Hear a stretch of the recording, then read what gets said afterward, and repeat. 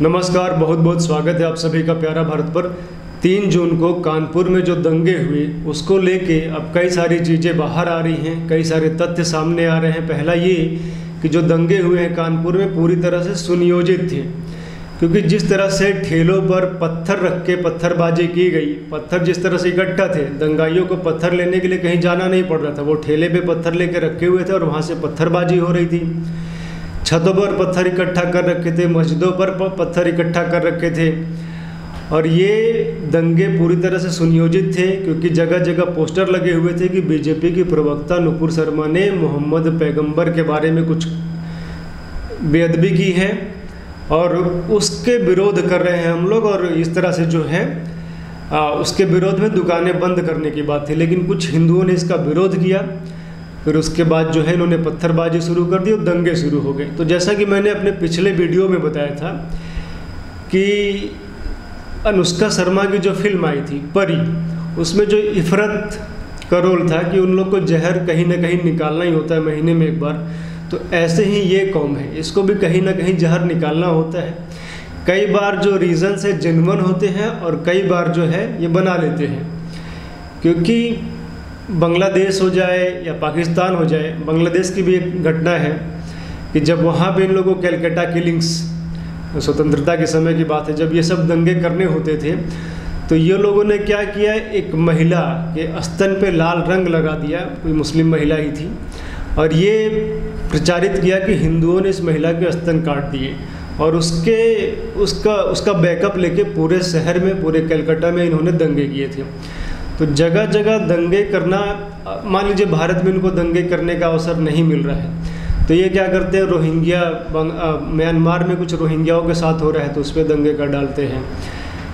Israel में फ़िलिस्तीनियों के विरोध में कुछ हो रहा है तो वहाँ दंगे कर डालते हैं। मतलब दंगा करने के लिए कुछ ना कुछ चाहिए ना भाई। अब जहर बन रहा है तो कहीं ना कहीं तो निकालेंगे, या तो भारत की सरकारें, भारत के लोग मौका दे, नहीं तो फिर टर्की है, ईरान, इराक, म्यांमार, कहीं से भी ये प्रेरणा लेके और वहाँ से ब्लड में है दंगा इनको करना है, तो इसलिए ये दंगा करते रहते हैं। तो ये तो हो गई दंगे की बात, किस तरह से पूरी तरह से नियोजित थी, क्योंकि दुकानें बंद, मैंने बता दिया कि दुकानें बंद करने की बात थी। उसके बाद एक और बात सामने आ रही कि एक रिक्शा वाला वहाँ से गुजर रहा था, इन्होंने उसका नाम पूछा तो उसने बताया मुकेश। उसके बाद उसके सर पे डंडे से वार किया गया, आज वो क्रिटिकल कंडीशन में है। तो लगभग 8-10 हिंदू अभी भी चिकित्सालयों में काफ़ी क्रिटिकल कंडीशन में हैं। तो ये दंगे की बर्बरता है, मतलब ये समझ के परे है कि कोई समाज है, हिंदू समाज है, सुख शांति से रहना चाहते हैं और अचानक से लोग आके कहें कि भाई दुकानें बंद कर लो अनावश्यक कारणों से, क्योंकि उनको मन है दंगा करने का। मस्जिद में तकरीर सुन के आए हैं सोमवार को, जुमे की नमाज, और यदि कोई मना करता है तो हज़ारों की भीड़ आ जाती है। तो ये बहुत ही अनएक्सेप्टेबल है किसी भी समाज के लिए। और भारत को विश्व गुरु बनना है तो सबसे बड़ी जो चुनौती है भारत के लिए, यही चूतिए लोग हैं। क्योंकि कल लखनऊ में उत्तर प्रदेश में इन्वेस्टर समिट भी हो रहा था, जिसमें अडानी ने ही 70,000 करोड़ उत्तर प्रदेश में इन्वेस्टमेंट करने की बात कही, पूरे देश की मीडिया थी। तो एक माहौल, योगी जी, मोदी जी प्रशंसा कर रहे थे योगी जी की कि उत्तर प्रदेश का लॉ एंड ऑर्डर बहुत अच्छा है, आप यहाँ पे इन्वेस्टमेंट कीजिए। क्योंकि कहीं भी यदि इन्वेस्टमेंट करना है तो लॉ एंड ऑर्डर चाहिए। क्या क्या पहले क्या चाहिए होता था, बिजली चाहिए, पानी चाहिए, सड़क चाहिए, मार्केट से उपलब्धता पास में चाहिए, ह्यूमन रिसोर्स सस्ता चाहिए। तो यूपी बिहार के लोग जाके अन्य राज्यों में काम करते हैं तो ह्यूमन रिसोर्स की कमी नहीं है। योगी बाबा के आने के बाद बिजली भी शहरों, गांव में भी लगभग 18 घंटे हो गई और शहरों में भी 20-22 घंटे हैं। और यदि इंडस्ट्रीज आएंगी तो उनको 24 घंटे भी देंगे। और सड़क तो क्या ही कहने, सड़क तो भाई जिस गति से हर वर्ष किसी ना किसी एक्सप्रेस का उद्घाटन हो रहा है, अभी जुलाई में बुंदेलखंड एक्सप्रेसवे का उद्घाटन होगा, तो वो सारी चीज़ें योगी जी ने कर दी हैं। फिर लॉ एंड ऑर्डर पे मोदी जी ने कहा कि भाई योगी जी का बहुत अच्छा लॉ एंड ऑर्डर है, लेकिन ये दिखाना चाहते थे पूरे विश्व को, कि पूरे भारत को, कि कोई लॉ एंड ऑर्डर नहीं है, यहाँ इन्वेस्टमेंट मत कीजिए। ये दिखाना चाहते थे, ये प्रगति को, भारत की यूपी की प्रगति को रोकना चाहते हैं, ये वो लोग हैं।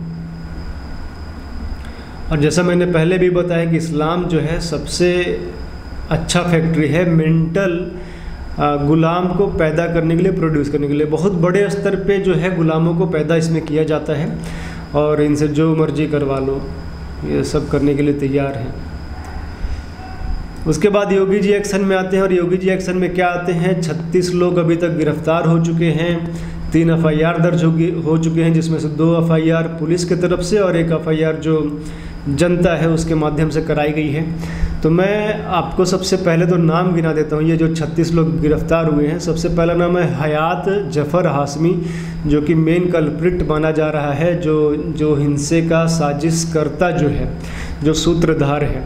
और ये जो मोहम्मद अली जौहर एसोसिएशन का अध्यक्ष भी है और जो एंटी CAA के विरोध में जो आंदोलन हुए थे उसमें भी इसकी प्रमुख भूमिका थी। और सुनने में तो ये भी आ रहा है कि इसने योगी सरकार का विरोध करने के लिए अपनी माँ और बहन को,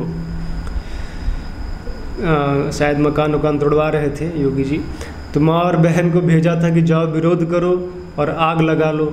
तो उनकी माँ बहन ने आग लगा ली, फिर बाद में पुलिस ने बचाया, उपचार हुआ, हॉस्पिटल में उपचार के समय देहांत हो गया। तो ये उस प्रकार का व्यक्ति है हयात जफ़र हाशमी।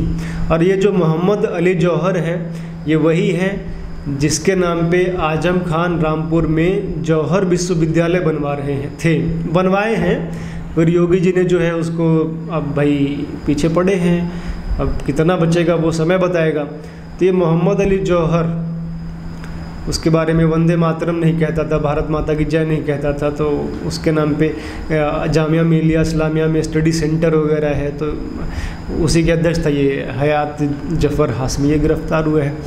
और भी कई सारे लोग गिरफ्तार हुए हैं, मैं जल्दी जल्दी गिना देता हूँ आपको।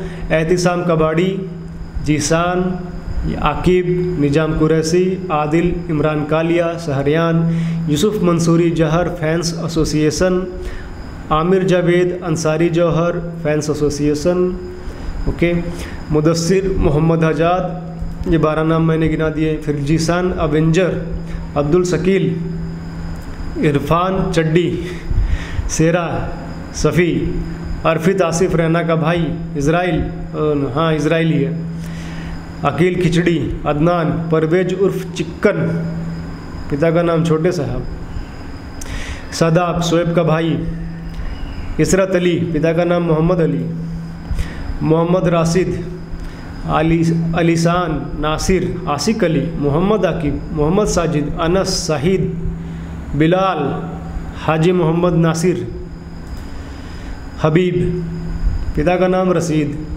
रहमान, पिता का नाम एहसान। वाह।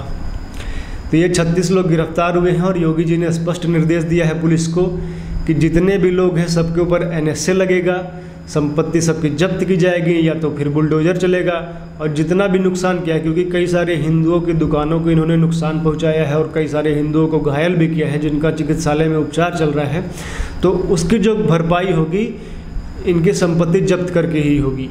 फिर भी वो भरपाई जो है मतलब उतना अच्छा नहीं है, मतलब क्या बोलेंगे उसको, सेटिस्फेक्शन नहीं देता है, क्योंकि भाई हमने हिंदुओं ने तो कुछ किया भी नहीं, फिर भी हमारे को टांग तोड़ दिया, सर फोड़ दिया और दुकानें जला दी, तो कितना मतलब आप पैसा दे देंगे कुछ। तो योगी जी इस बार काफ़ी सख्त हैं, जब से योगी जी की दोबारा सरकार बनी है काफ़ी सख्त है। और बात तो ऐसे भी सुनने में आ रही है कि कार्रवाई ऐसी होगी कि नज़ीर बनेगी, दोबारा ये लोग कभी हिम्मत नहीं करेंगे उस तरह की चीज़ों को करने का। क्योंकि आप सभी को याद होगा जब ये ज्ञानवापी परिसर का जो मैटर है और सर्वे की बात हुई कि कमीशन बैठेगा और जो इंटरनल सर्वे होगा, तो पहले दिन ही जो मुसलमान लगभग 100-150 की भीड़ में आ गए और घुसने नहीं दिया पूरा सर्वे करने के लिए। फिर योगी जी अगले दिन जंगमबाड़ी का उनका कार्यक्रम भी था, बनारस में जंगमबाड़ी का मठ है, उनमें कार्यक्रम था, लेकिन रात को ही आ गए थे और रात भर जो है वो काशी में ही थे और सुबह तो उनको रहना ही था। और पल पल की खबर योगी जी ले रहे हैं। और उसी के कारण ये जो ढिलाई बरती गई थी, पहले दिन उन्होंने डीजीपी को हटा दिया था, यूपी के जो डीजीपी को ट्रांसफ़र करके किसी और को डीजीपी बनाया। तो यो योगी जी की सख्ताई है। तो योगी जी इस बार बहुत सख्त हैं, बुलडोज़र कभी भी पहुंच सकते हैं। बाकी 36 लोगों के नाम हमने गिना ही दिया, NSA सब पे लगेगा। उसके बाद एक और योगी जी ने कार्रवाई की है कि यूपी पुलिस के अधिकारियों को 15 दिन का समय दिया है कि जो भी अवैध धार्मिक मजहबी स्ट्रक्चर हैं सड़कों पे हैं, 15 दिन के अंदर चिन्हित किया जाए, उसके बाद पूरे फिर कार्रवाई होगी। 2010-11 की बात है, मायावती के समय भी, क्योंकि सुप्रीम कोर्ट और हाई कोर्ट ने भी कह दिया है कि भाई सड़क पे इस तरह के अवैध मजहबी स्ट्रक्चर नहीं होने चाहिए, उनको हटाया जाए। तो कोर्ट के आदेश पे उस समय गिनती हुई थी तो 40,000 आया था 2011 में, और तब से लगभग 11 वर्ष बीत गया। अखिलेश यादव 5 साल मुख्यमंत्री तब से रह लिए, तो अब काफ़ी ज़्यादा संख्या बढ़ गई होगी। तो अब अपेक्षा कीजिए कि आने वाले समय में बुलडोज़र जो है यूपी में जगह जगह दौड़ेगा, क्योंकि कई सारे मस्जिदें और मज़ारे हैं वो सब तोड़े जाएंगे। तो योगी जी अब काफ़ी सख्त हैं, 2.0 है, अब किसी से समझौता नहीं करेंगे। और इतना बड़ा इन्वेस्टमेंट आ रहा है, भाई अडानी सब आ रहे हैं, और इन्वेस्टमेंट यदि उस लेवल का करना है, उतने बड़े लेवल का करना है, तो ऐसे नहीं चलेगा लॉ एंड ऑर्डर की। आप भाई मुख्यमंत्री शहर में हैं, प्रधानमंत्री शहर में हैं, राष्ट्रपति शहर में हैं, और आप जो है अपने मन का कर लिए, वो नहीं चलेगा।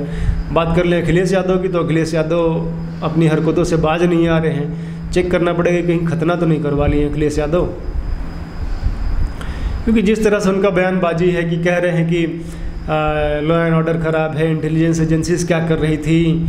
उसके बाद नुपुर शर्मा पे ब्लेम डाल रहे हैं कि जो बीजेपी के प्रवक्ता हैं उन पर कार्रवाई होनी चाहिए, जबकि बीजेपी के प्रवक्ता नुपुर शर्मा ने क्या कहा भैया, जो कि सबको पता है कि इस्लाम मानता है कि अर्थ जो है फ्लैट है, किताबें हवाई घोड़ा पे नहीं, घोड़ा नहीं, गधा, पंख वाले गधा पे चढ़ के मोहम्मद गए थे स्वर्ग, फिर 6 साल की आयशा से निकाह किया था, 9 साल में सेक्स किया था। दैट वही कहा नुपुर शर्मा ने, जो कि उनकी पुस्तकों में है, किताबों में है।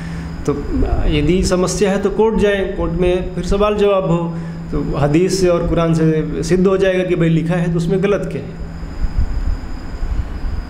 है ना। तो ये जो है यूपी में अब इन्होंने ना सीधा योगी जी को चुनौती दिया है, किसी और को चुनौती नहीं दिया है। मतलब योगी जी के रहते, योगी जी शहर में है और तुम दंगा कर रहे हो, तो सीधा योगी जी को चुनौती दिए हैं, और ये पछताएंगे अब ये पछताएंगे। आप लोग जुड़े रहिए, देखते रहिए प्यारा भारत। बहुत बहुत धन्यवाद, बहुत बहुत आभार आप सभी का। पुलिस की लेबरिंग करता हो रही थी, 3 लोग पकड़े गए हैं, 3 लोग अपने आप को लेबर बता रहे हैं, और इस तरह से बता रहे कि हम लेबरिंग कर रहे थे और हमें पुलिस चाहिए। हम इनसे कह रहे भैया घर चलो, अपने घर चलो, घर नहीं गए। अच्छा, पत्थर कौन चला रहा था इनमें से बताओ? जी बिल्कुल, पुलिस अपना काम कर रही है, गाड़ी वाला जबरदस्ती कर दिया है सब पे। राहुल विधायक है, डीसीपी है, उधर भी ये गिरफ्तारी पकड़ के उनको लाया गया है। ये गाड़ी वाला के 3 लोगों को लेके आए हैं।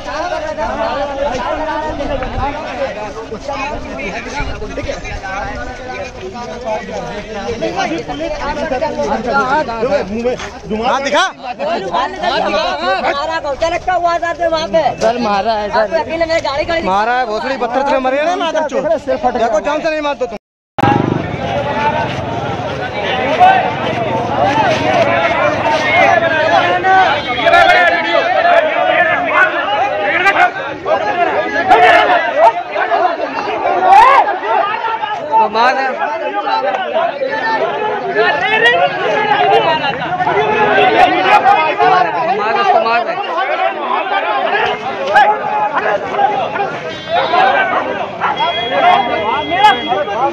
फोन ले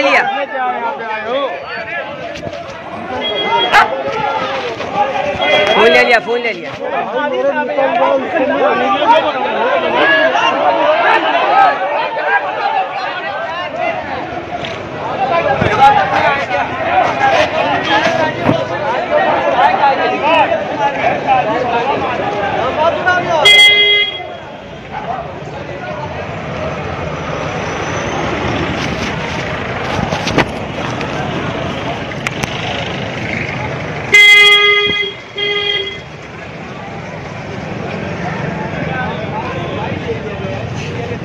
मोबाइल छीन लिया इनका, मोबाइल छीन,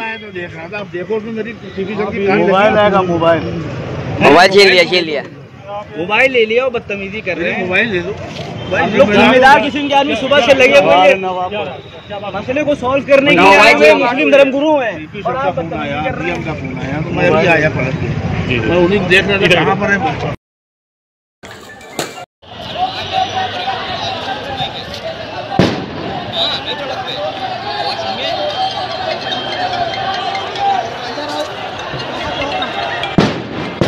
हाँ भैया, अरे डिटेल बाजार बंदी को लेकर हम यहाँ देख रहे हैं, आवाज़ देखिए।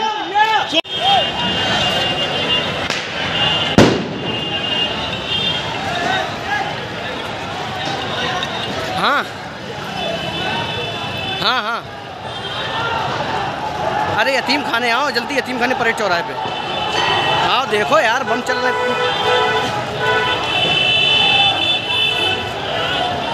हाँ भैया,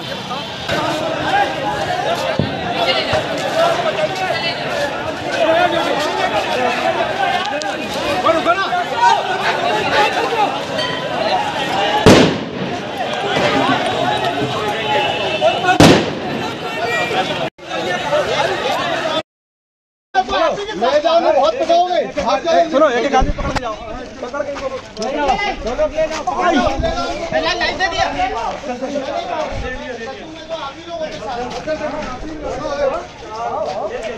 जो गोली चला रहा कौन? हम नहीं कर सकते। चलो पढ़ाओ,